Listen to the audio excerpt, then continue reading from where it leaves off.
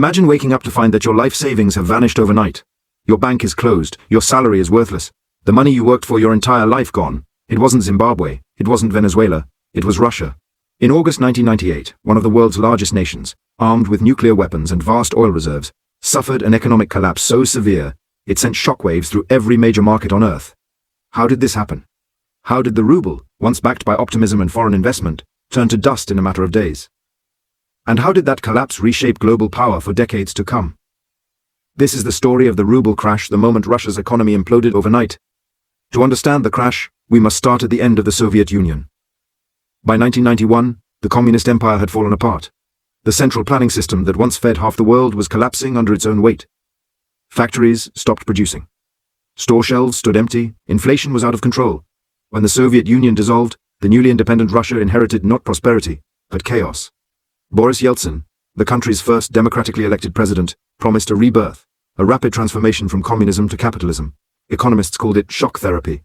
State-owned industries were privatized overnight. Prices were deregulated. The ruble was unpegged. The result?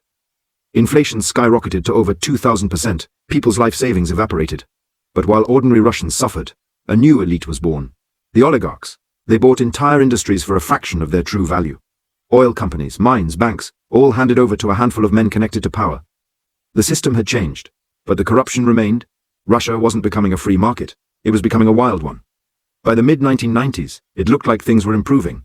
Inflation was down, the ruble was stable. And the world began to believe in Russia again. Western banks flooded Moscow with money, buying government bonds that promised sky-high interest rates. To investors, Russia looked like a gold mine. To Russian politicians, it looked like salvation. But beneath the surface, the foundation was rotten. The government was borrowing money at over 100% annual interest, using new debt to pay off the old, a financial pyramid built on trust it hadn't earned. Still, as long as oil prices stayed high and investors kept lending, the illusion held. Russia appeared modern, open and growing. But in truth, it was one oil shock away from collapse. That shock came in 1997.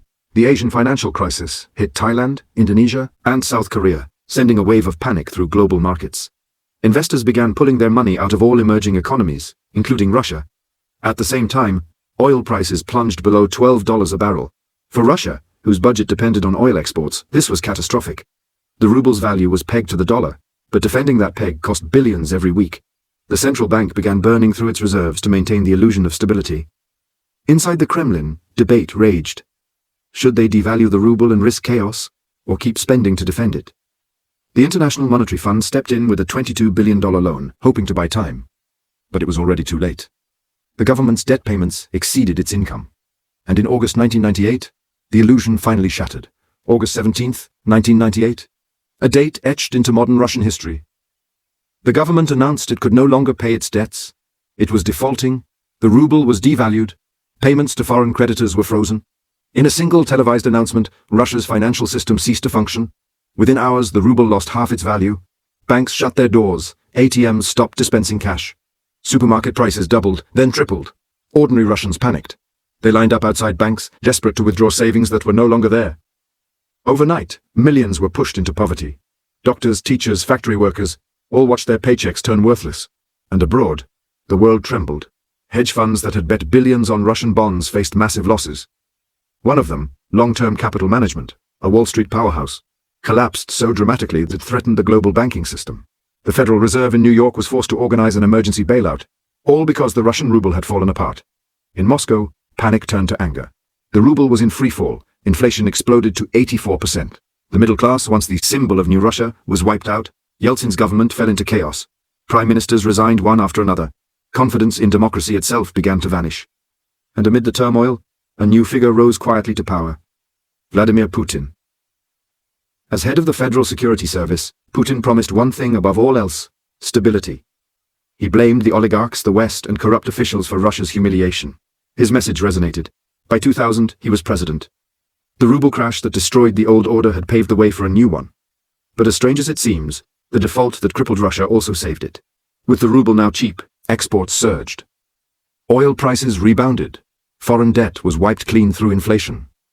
Within 2 years, the Russian economy was growing again. The collapse became the reset button that forced Russia to rebuild from the ground up. The ruble crash wasn't just a Russian tragedy. It was a global warning. It exposed the fragility of modern finance, the danger of over-leveraged speculation, and the illusion of infinite growth. Investors suddenly questioned whether lending to unstable governments made sense. The IMF's credibility was shattered. Wall Street realized that the risk they thought they understood could spiral beyond control. The pattern was clear. Excess leads to euphoria. Euphoria leads to blindness. And blindness always ends in collapse. From the dot-com bubble in 2000, to the 2008 financial crisis, to the crypto meltdown decades later, the rhythm was the same. In 1998, Russia was the first domino to fall. But it wouldn't be the last. Fast forward to today. Once again, the ruble is under pressure. Sanctions, isolation, and war have driven Russia's economy to the edge. Foreign companies have fled. Imports have vanished. Officially, the government insists everything is fine. Unofficially, history is whispering a warning.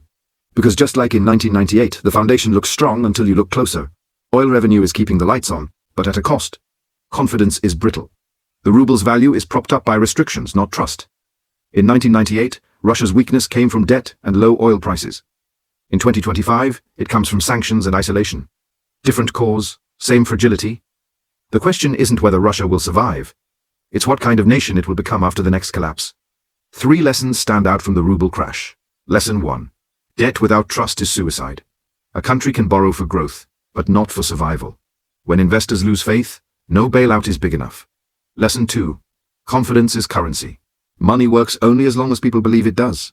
When faith breaks, the entire system follows. Lesson 3. Every collapse changes power. The crash of 1998 gave birth to a new Russia. Harsher, more controlled, determined never to feel that weakness again. Crises don't just destroy economies, they shape the leaders who rise from their ashes. The ruble crash wasn't just about markets. It was about identity, pride, and power. A superpower brought to its knees by numbers on a screen. And yet, through the pain, it found a new path. One that would redefine global politics for a generation. But as history shows, the same mistakes repeat under new names. Speculation denial, overconfidence. Until one day the illusion shatters again. When trust dies, money dies. And when money dies, so does stability. The question isn't whether another ruble moment will come. It's where and when. I'm Democracy Direct, and this was the ruble crash. How Russia's economy imploded overnight. If you learn something new, don't forget to like, share, and subscribe for more deep dives into the hidden history of global finance. Because as the ruble crash proved, when the money stops moving, the world can freeze in a single night.